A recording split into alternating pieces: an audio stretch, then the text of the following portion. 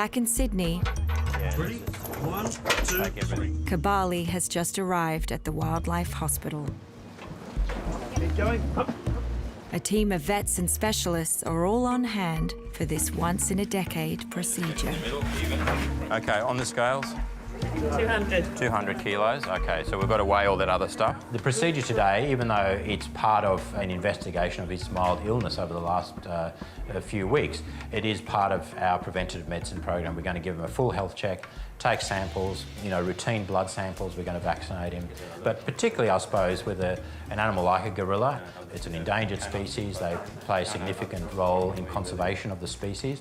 So we want to make sure that they are in peak health at all times. So he's likely to move, cough, splutter. If he does, just hang on to him and keep calm. Probably the most stressful part of the whole procedure is knocking him down, getting him up here, and getting a tube into the airway, wide open. He's a massive animal, big head. You have to prise his jaws open. Get him on the gas.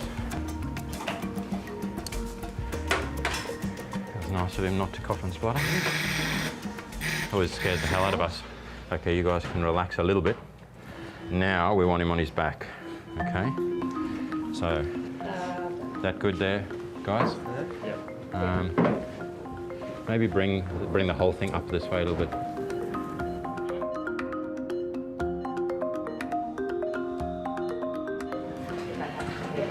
Which means 36.2, Larry. Okay, 36.2, so it's a bit low.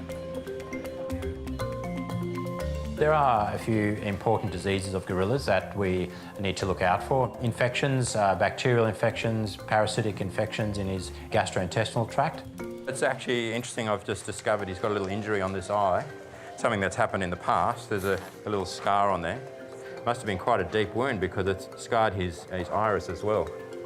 Heart disease is a well-recognised problem in gorillas. Similar sorts of problems that people get, in fact, which is interesting considering that the risk factors for heart disease in people, such as, obviously smoking, high blood pressure, poor diet, are not risk factors for gorillas.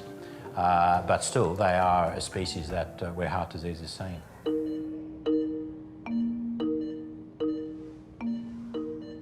Hey, mate, how are you? I'll shake your hand after, okay? With heart disease such a major concern, the Taronga vets have called in a cardiac specialist to examine Kabali. So at the moment, what we're doing is looking at the heart with ultrasound. So we're trying to determine if the heart is normal or abnormal, and if it is abnormal, what disease is present and what we need to do about it.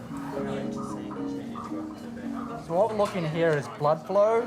So this is something called Doppler echocardiography, but basically it's using ultrasound to look at blood flow through the heart. They're getting some great images. So just a couple more things to do after this and then take him back home. With the examination coming to an end and no obvious signs of why Kabali is unwell, checking his hip joints and his knee joint. The team now has to rely on the scans and blood work to find out what's really going on. Okay, we're going to move him out now. Okay. Open the doors. A procedure like today, where you get to touch and you smell and feel this magnificent creature, is mind-blowing, in fact. And you walk away from it and you go, my God, it's just unbelievable that we have this opportunity to work with such amazing animals.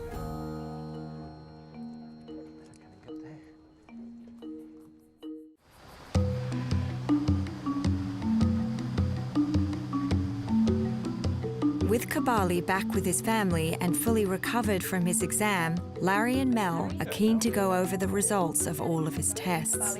Good, I'm just actually looking at his results now, and everything checked out normal. Great. His blood work was normal, all the, we did some cultures from his gastrointestinal tract, that was all normal. The cardiology report was great, no abnormalities found there. How is he? Is he recovered okay? Yeah, he has. He recovered quite well. His water consumption that we were concerned about has definitely decreased again, so that seems to have gone back to normal. So that's good. And we're just keeping a really close eye on his appetite still, and I guess we'll just stay in touch with you. Yeah, for sure. Obviously, we're still, got nothing to explain these odd sort of signs that Kibali's been showing over the last few weeks or so.